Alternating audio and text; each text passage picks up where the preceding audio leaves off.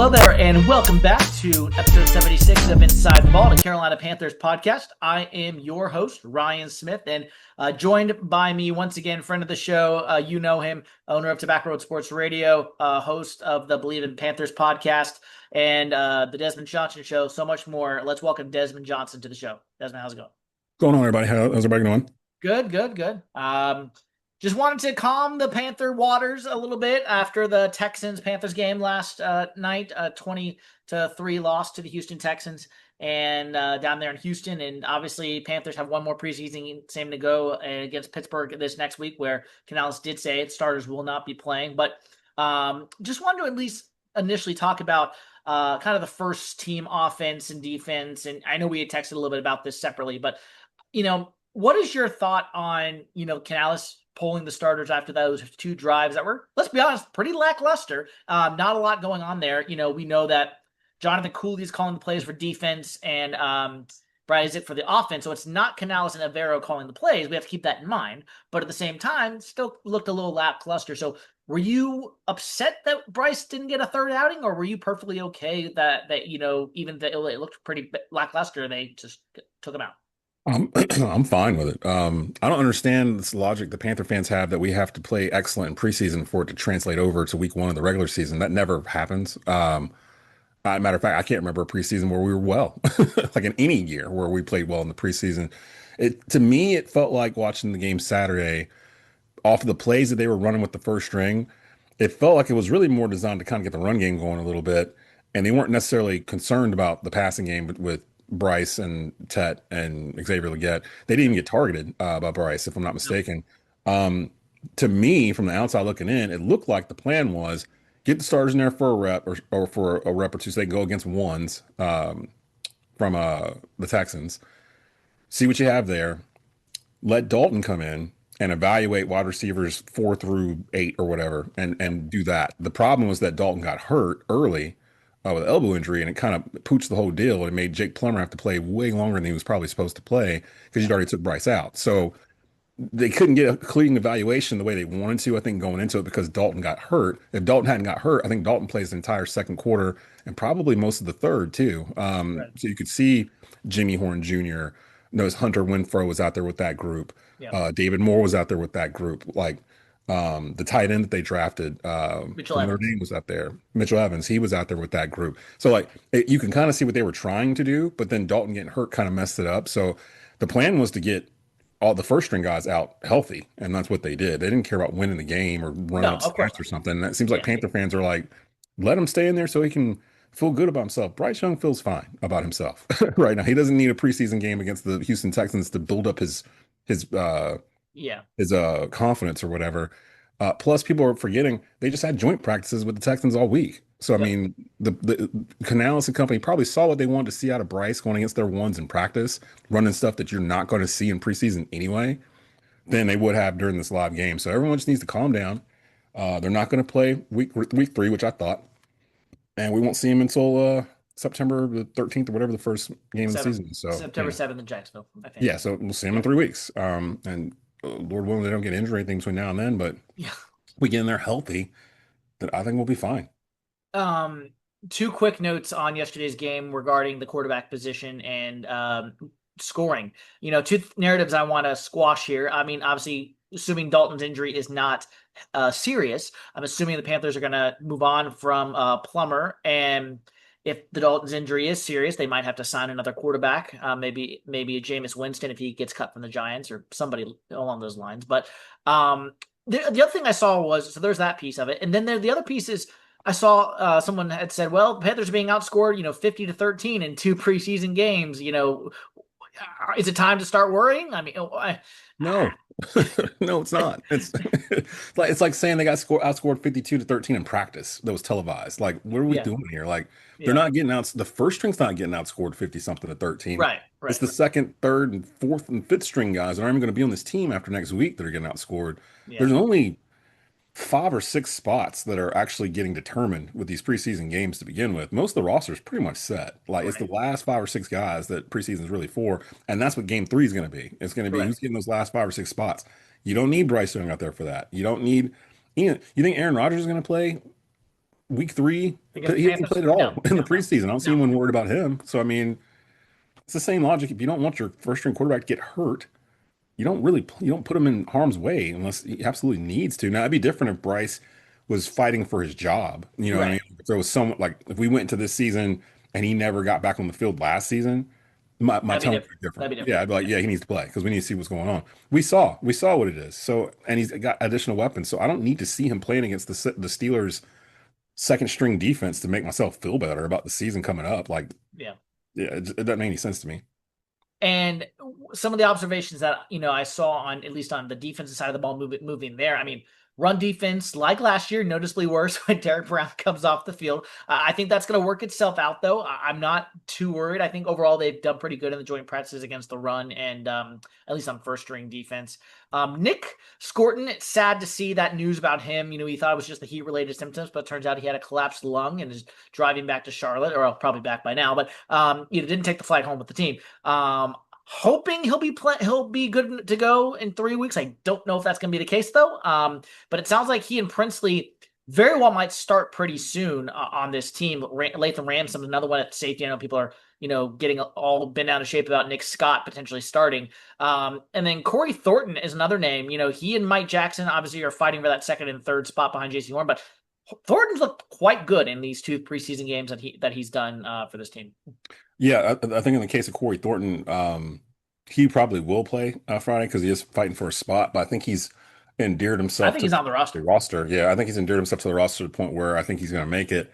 Um, Now, I've seen people say he should be cornerback number two, and I don't know about that yet. I got to see more. Yeah. Yeah, I need to see more on that. Now, if he overtakes, Mike Jackson over the course of the season and becomes that, so Sure. be it. Awesome. Or injury, which could easily happen at that Yeah. God forbid position, there. Yeah.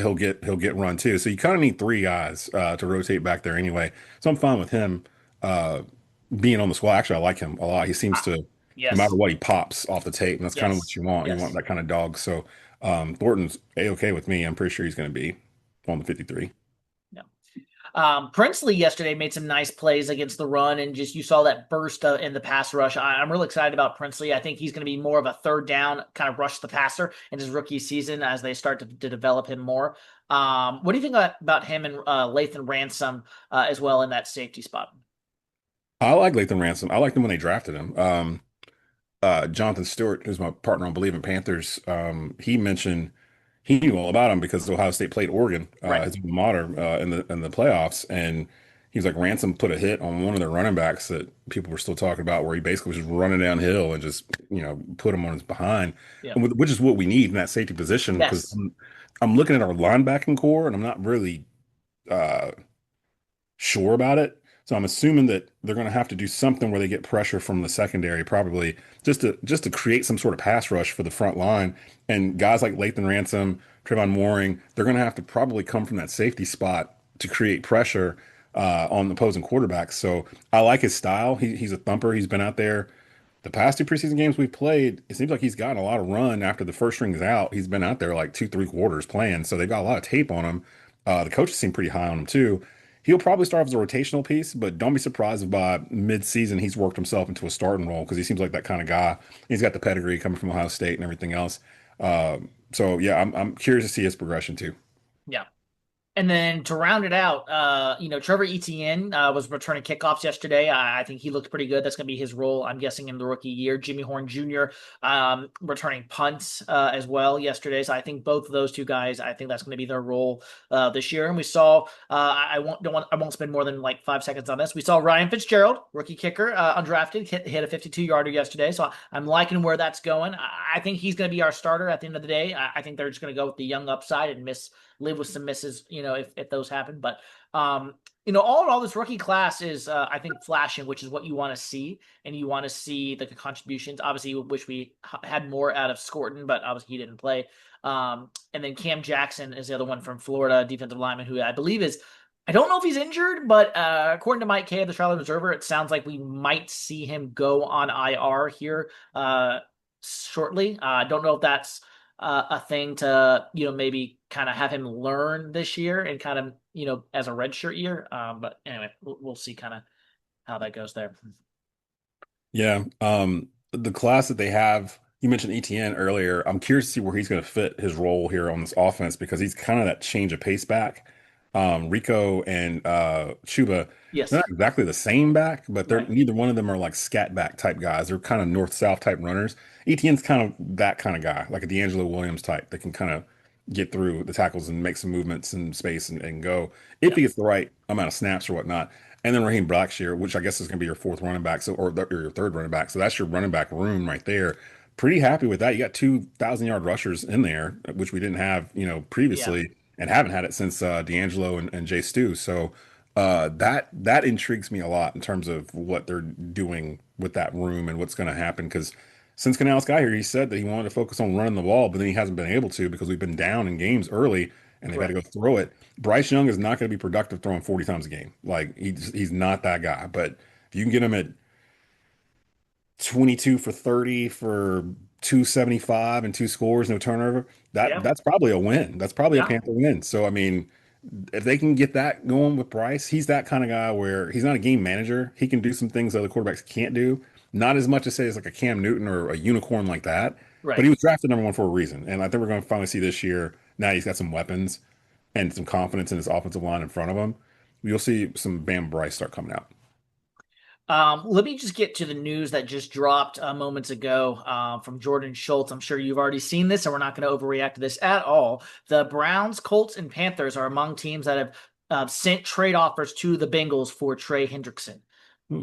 An in-division and in-state trade is unlikely, according to Schultz, and any deal will be tough regardless. But Cincinnati wants an impact player or two, plus a draft pick and potentially in return. I think the Panthers have the cap space to make this work with Trey Henderson. I think he has a $16 million cap hit, according to what I was reading. But do you think the Panthers trade for Hendrickson? And if so, what do you think that might look like? Okay, I have a couple questions. How old is he?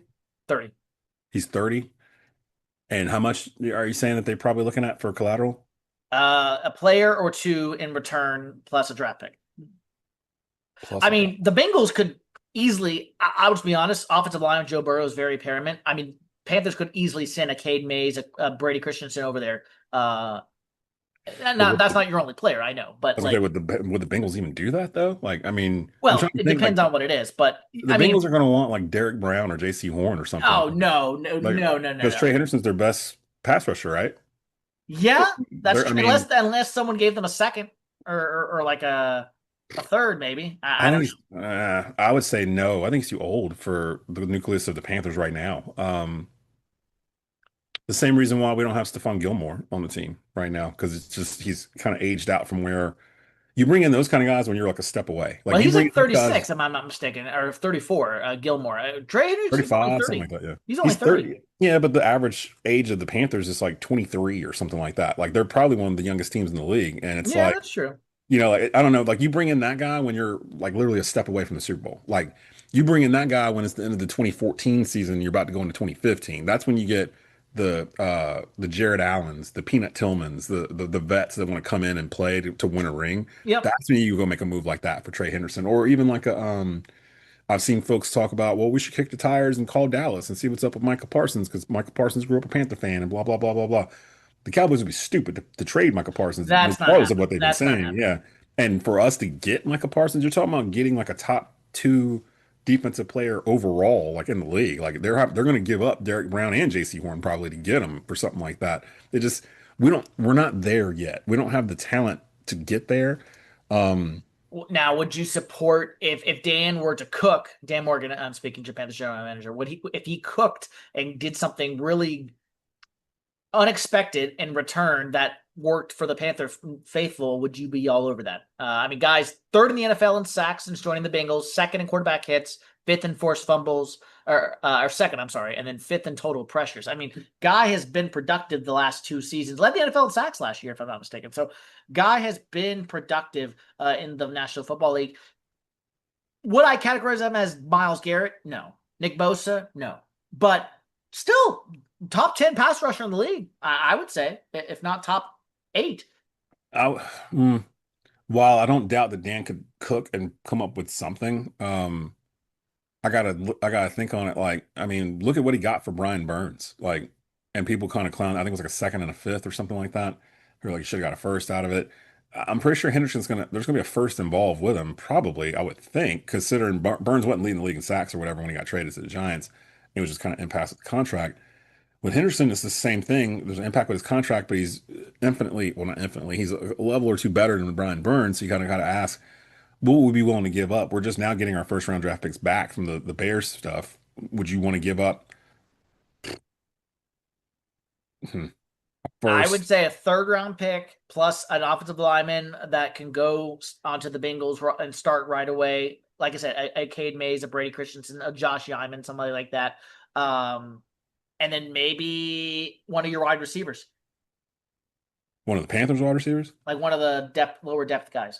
See, that's too much for me. Like, because you're kind of cutting your own head off if you do it that way. Because the past 2 years has been all about building through the draft, and now all of Sure. a sudden we're going to get rid of some of those picks just to bring in a 30-year-old defensive end. Like, it's going to be the tail end of his career instead of the beginning of it. When we No, just yeah, drafted two I hear defensive you. ends, like I don't think that that's the best use of our money. Like, I mean, yeah, it'd be a great Yeah. story, and who knows how he would be in the NFC South as opposed to the AFC North, but. I'm very much against paying large sums of money to free agents that weren't on our team to begin with. Because it seems like whenever we bring in outside free agents and they cash that big payday, it never works out, like in terms of them delivering on whatever it was they got paid for in the first place. So I would be reluctant to pay him. If we brought him in, I'd be reluctant to give up a lot of stuff to bring him in the first place, too. And the Bengals, if I'm the Bengals, I'm not giving him up without at least a first. Like, why would I? Like, he I just let don't losing think Dan Morgan tackles. would do that. I don't think Yeah, he would. I don't think a lot of people would, and they know it. I mean, they can still tag him. So it's like they still hold all the I cards. think the Panthers give up a third round pick. I think that's the most they would give up. I don't think that's enough for the Bengals. Like I after don't. I this. don't think so either. But Yeah. that's the reason. That's the reason why, if I Bleav, I don't think they got DK Metcalf because the Steelers wanted a second, and Dan said, "Nope, we're only going to give up a third," and Hmm. that wasn't good enough. And if it was just going to be a third, he would already be gone. Like Philly would go get him, or the Chiefs, someone like that that has a third to spare. They would Right. just went ahead and did it, and he would be going over to a contender or whatever. If it was just a third, he wouldn't even be on the Bengals roster right now. So clearly, Cincinnati's looking for something more. They may be a second, but it'd probably be a high second too. So you're Yeah. talking about, somebody like us, bottom of the league, kind of Yeah. top of like pick number 34, that kind of thing. Or first. I'm thinking it's still gonna be a first. If he gets moved at all, a first is gonna be involved with it, maybe a player, maybe some additional picks, but there's gotta be a first round pick in there somewhere for them to come off of Hendrickson, if that's the case. If not, what are y'all doing, Cincinnati? Because you just spent all this time Right. signing these wide receivers for Joe Burrow, and you're going to be in 45 to 42 shootouts every game because you can't stop anybody on defense because you ain't Right. taking care of your best defensive player. So I don't know what they're doing. I don't know what Yeah. they're doing. Yeah. Well, at least I wanted to kind of talk through that and see kind of what your thoughts are because that just broke within the last like hour. So we'll see what happens there on the Trey Hendrickson front. It could be someone like the Colts or Browns, or it could be somebody else, or he might stay. Who knows? But um, transitioning now back to the Panthers as a whole. My biggest complaint with this Panthers team, and it's not something necessarily Dan Morgan, could really do a lot about because we all know that the last two or three drafts with Scott Fritter were, except some of the top picks, were not left a lot to be desired. Is defensive depth. It just you can't fix that in one offseason, unfortunately, and I think. Like last year, we saw with Derek Brown going down first game of the year, our depth was not good at all. And this year it's better, but it's still not that good, especially on the back end, in my opinion. What's your biggest concern kind of going into the season for this team, as a whole? Depth wise at linebacker. Losing Josie Jewell, who never recovered from the concussion he got at the end of last season. He was still in concussion protocol when we got to this season, so that's why he got cut. Right. Rosenblum, the dude that came from the Rams, kind of slid into Josie Had a Jewell's spot. career year. Yeah. Yeah, I don't know enough about him to be jazzed about him. I've told people that I don't think any free agent that the Panthers signed was a needle mover. I think they were all kind of depth type signings anyway, like all of them. And they did well with the money they had. But the linebacker room concerns me in terms of depth back there and experience. They're going to need to rely heavily on the front four in front of them.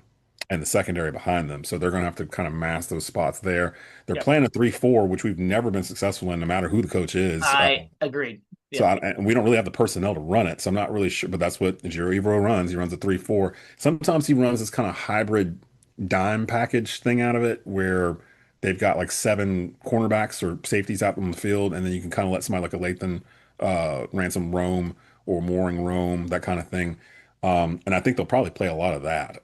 But the problem with Agreed. that is everybody's off the ball. So like you can just throw underneath it like the whole game. And without linebackers, then you got that problem. The room I think is the strongest right now is the wide receiver room. It's probably the first time in my life that I can think of a Panther team that's got at least seven guys at wide receiver that could legit make the team. I would not be surprised if they keep seven wide receivers on this roster, um, including David Moore. So that room, the quarterback room's gonna be interesting now too, because depending on the severity of Andy Dalton's elbow, I'm not quite sure where they go with that because I think they were only going to keep two anyway. Correct. But in the situation you have, you don't want to bring in somebody like a Jameis Winston because if you have Jameis in the room too, backing up Bryce Young, Jameis kind of has that. Uh, he's one of those guys that kind of has that aura with him where guys just eventually start to follow him. Yeah.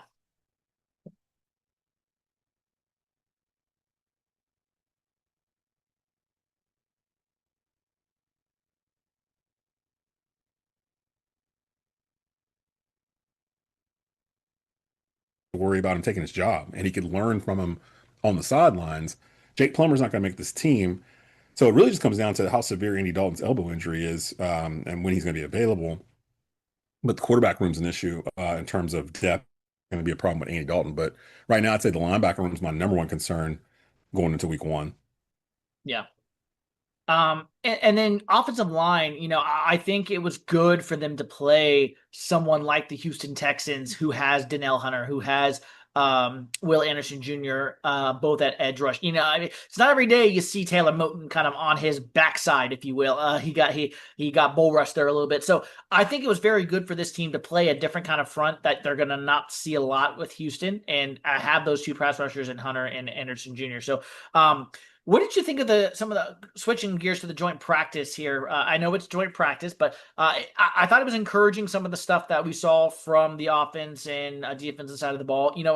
T-Mac, he had his questions coming out. You and I both, we had questions about him, but if you can get past Derek Stanley Jr. in the open field, even in a joint practice, you're doing something right. I'm excited to see what T-Mac and that, as they call it, the Cali connection between him and Bryce Young, it looks forward to this year.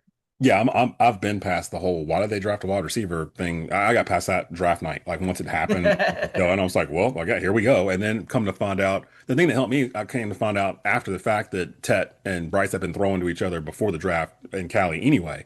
So I was like, oh, okay. So this has kind of been like the best kept secret between the Correct. Panthers front office that we didn't know of. And Dan Yep. was kind of sending smoke signals about something else completely, and I trusted that. So from that point on, I'm like, oh, okay, I see what they're doing. So um, I do like that connection. I do think it's a more established connection than whatever Bryce had with Xavier Legette because they only played a handful of games together last year before Bryce got pulled, and then XL got hurt for a couple of games, and they really only had like that end of the year to kind of do that. But um, I love the chemistry in terms of what they're building, and it feels like every day I turn on Twitter or Instagram and I see some clip coming out of practice of T-Mac making some kind of crazy catch behind him, over top of his head or whatever, or Bryce just has crazy anticipation knowing where he's going to be, and that's going to be a duo to watch, I think, this season. I think even more so than Xavier. Xavier needs to actually worry about Jalen Coker taking over his job at wide Yeah, my receiver next too. question. Go Yeah. ahead. Let's talk about Jalen Coker. Did yesterday's game essentially put Coker in the number two slot? I mean, you could argue that Coker, Leggett, and T Mac are your top three receivers on this team. Well, I don't.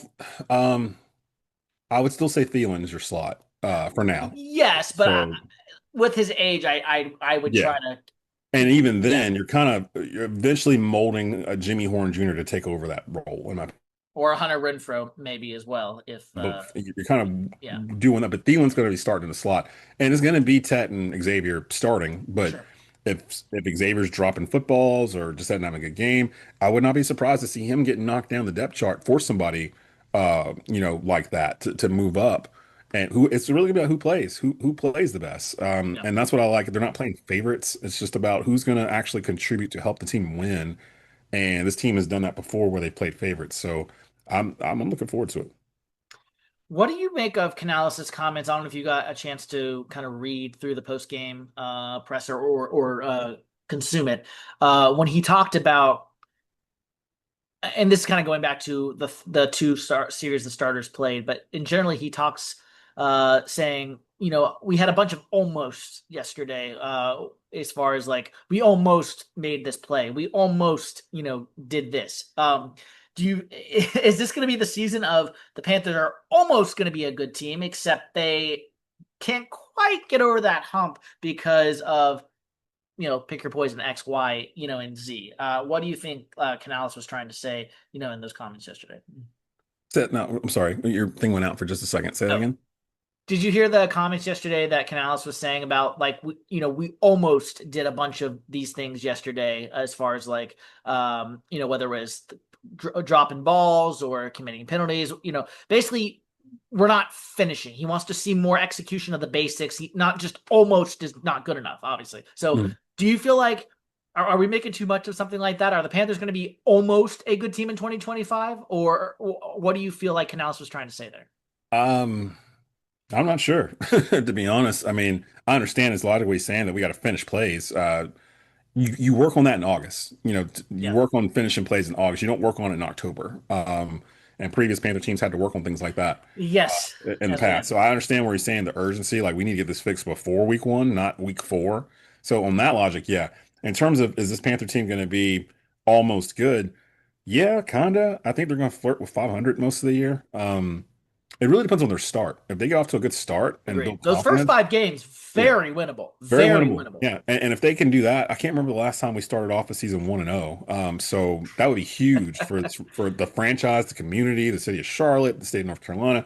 If they could just start off 1-0 and build off that momentum and go from there, as opposed to having to explain why they lost yet another close game, that kind of thing, because that gets draining after a while. And every team, whether it's high school, college, pro, Pop Warner, that you have to lose to learn how to win. Like I get frustrated sometimes whenever I hear the whole LeBron, Michael Jordan debate about how, well, Jordan didn't win anything the first 3 years he was in the league or whatever, and Yeah. he didn't win anything until Scottie Pippen and all this other stuff. He got drafted to one of the worst teams in the league.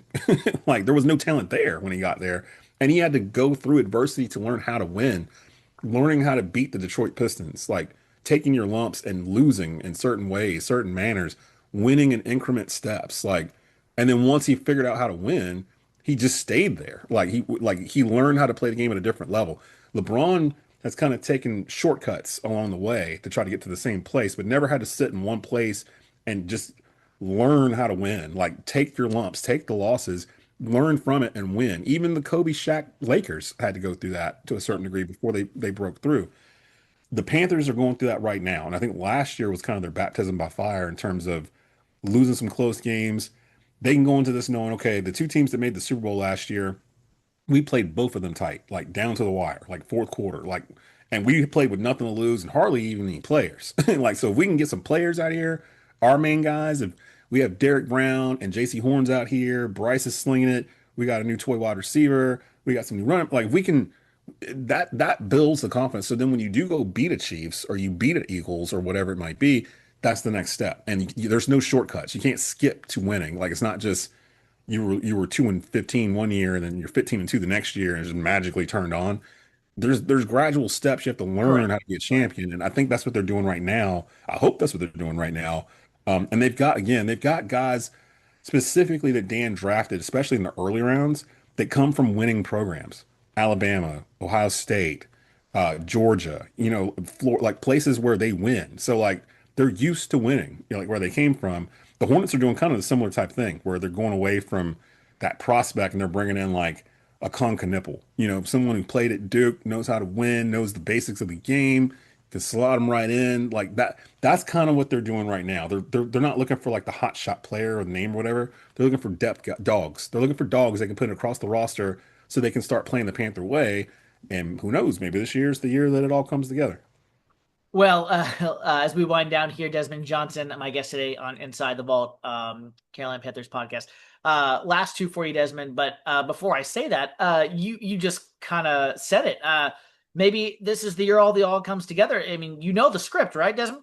When we play Jacksonville, we go to the Super Bowl. That and to start the season, that's what happens. It's Panthers go to there's the three Super Bowl. things. If we when we play Jacksonville to start off a season, The Ohio State wins the national Ohio championship, State has to which win the they national already did, championship, and and J-Lo has to get divorced, and and that already all that happened. happened. Yeah, Yeah, all that's happened before, and just so like it did that's before. the script. So anyway, we'll see I what will happens. say this though for Panther fans, the two times we've gone to the Super Bowl and won the NFC Championship in 2003 and 2015, we were not picked to do anything like in No, those we were years. not. Like now, granted, the year after Super Bowl, everyone was all on us. Sports Illustrated's like, oh, Correct. here we go, and they wanted to pick us, and then that's when things fall apart.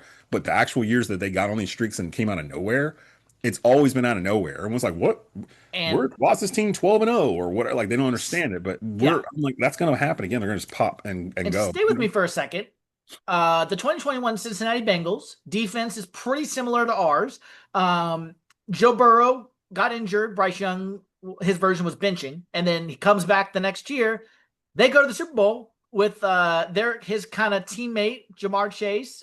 Bryce has T Mac, their California connection.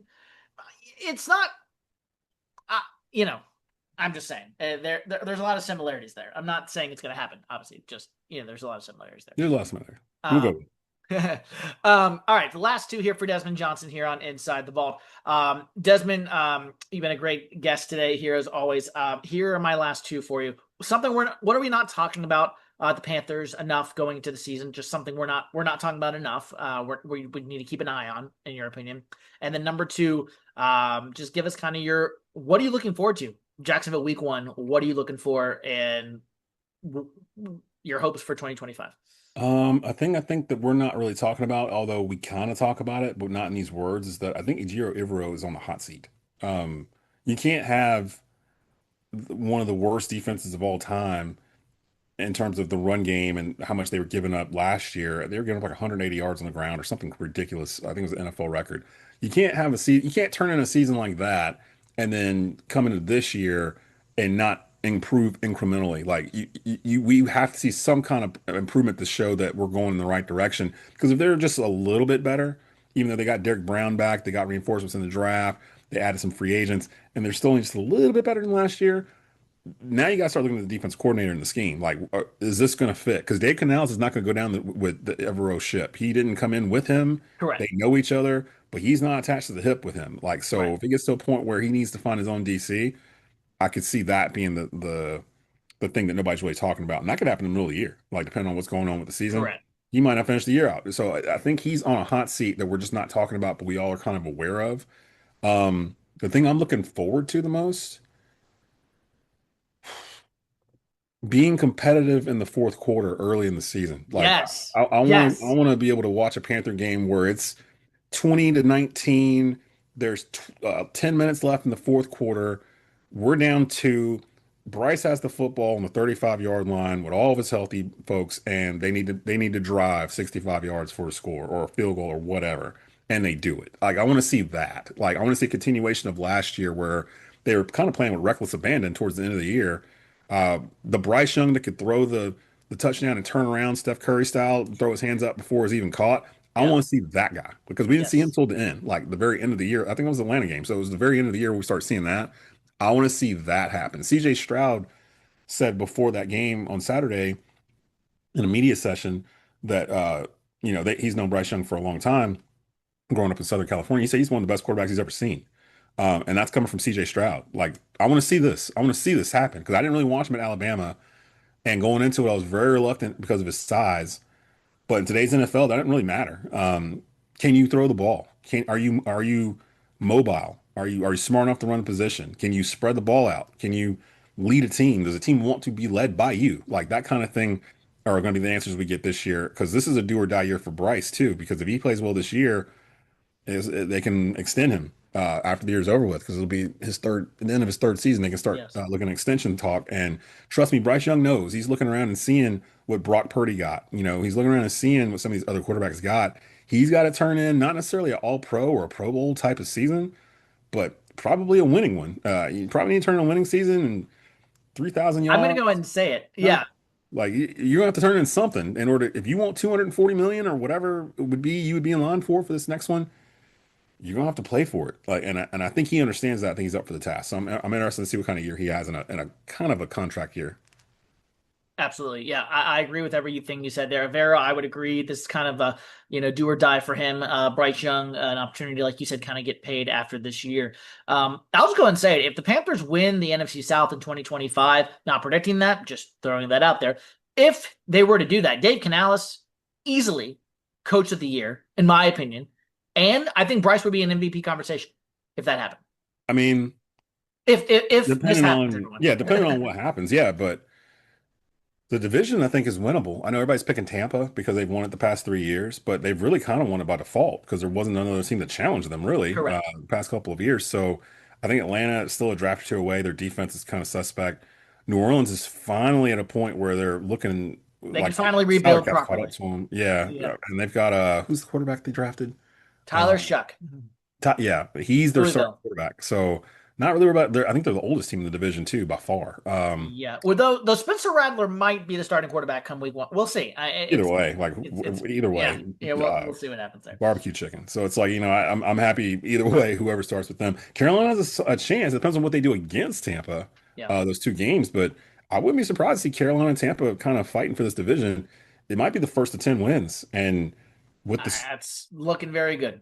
if they're healthy, Carolina can, I mean, they won 5 games last year and had no business winning five with the roster they had at the end of the year. So we'll see, but I'm keeping an open mind about it. I'm not going to like predict them to Sure, win the sure. division or go to the Super Bowl or anything like that. I've learned my lesson the past couple of years, but um, I will say I think they're more mature and more ready to have a good season than they have been in a while. Past 4 years or so, probably. So Yeah. I'm excited to see them.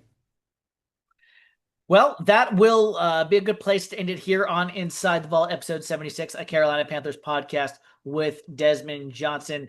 Let us know, rate, review, subscribe, wherever you get your podcast. Let us know in the comments what you guys want us to talk about as we continue to go through and march towards September as the Carolina Panthers and Jacksonville Jaguars open up at 1 o'clock on September 7th to start the season. Well, for Desmond Johnson, I'm Ryan Smith. This is Inside the Vault, a Carolina Panthers podcast. Rate, review, subscribe, as I said, wherever you get your podcast. We'll see you guys next time.